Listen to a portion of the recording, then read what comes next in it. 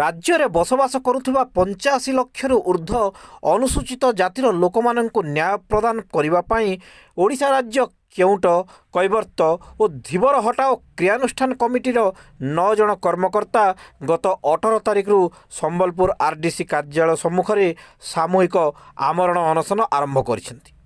राज्यर केउंट कैवर्त और धीवर माननकु अनुसूचित जाति तालिकारु बाद कराजिबा दाबी नहीं श्री डिंगर कुमार, धनीराम सुना, अशोक कुमार तांडी, षंडेश्वर जगदला, धनंजय दीप, श्रीधर कुमार, सुब्रत कुमार जगदला, भगीरथी बाग, पात्र नाग एवं गरीब बाग प्रमुख 9 जन कर्मकर्ता आमरण अनशन आरंभ करिसेंति। अनशनर प्रथम दिन में आंदोलन समर्थन में संगठन संबलपुर, कलाहांडी एवं नुआपड़ा जिलार सदस्य माने आंदोलन स्थल में पहुंची आंदोलन को समर्थन देथिले मध्य प्रशासनिक स्तर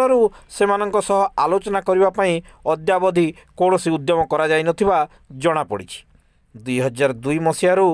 संरक्षण सुविधा नहीं केउंट कैवर्त और धीवर माने विभिन्न सुविधा नेबा सह राजनैतिक पदपदवी अभिशक्त होइछन्ति बोली अनशनरत नेतृवृंद प्रकाश करिसेंति। शेड्यूल कास्ट रिजर्वेशन लिस्ट रू ताले हमें ईच वन टीच वन जड़े आउ जन को जेपरी इंग्रेज माने भारत छाड़ी जाइथिले जेतबले गाँव रे घाट रे नदी रे जलखिया दुकान रे पान दुकान रे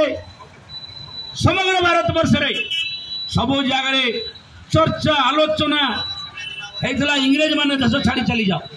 इंग्रेज माने देश छाड़ी चलो, विदेशी माने देश छाड़ी चली जाओ। जितकी दिन शासन कल कल से भलिया आमर अस्पृश्य समाज पक्षर असली अनुसूचित जाति मान पक्षर जदि सब जगह प्रतिवाद स्वर उत्तोलन करा केडिके माने तुम्हें अनुसूचित जाति तालिका छाड़ी चली जाओ जे आमर नियुक्ति, शिक्षा, स्वास्थ्य, राजनैतिक अधिकार समस्त प्रसार करी जो रिजर्वेशन नहीं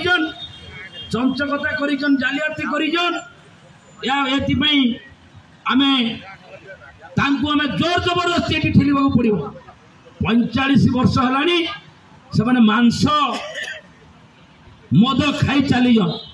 एते सहज रे से छाड़ी चली जिवे। आपण माने जानिथिबे गत मास रे ओएस रे पाखापाखि 90 जन शेड्यूल कास्ट पिला कृतकार्य हेले 90 रु से माने 45 नहीं जाइजन के डी के केउ तो धीवर कैवर्त आमे अनुसूचित जातिर लोक पंगु अथर्व क्लीवलिंग भली आमे जोगी बसी आपण माने जानून आपण माने केते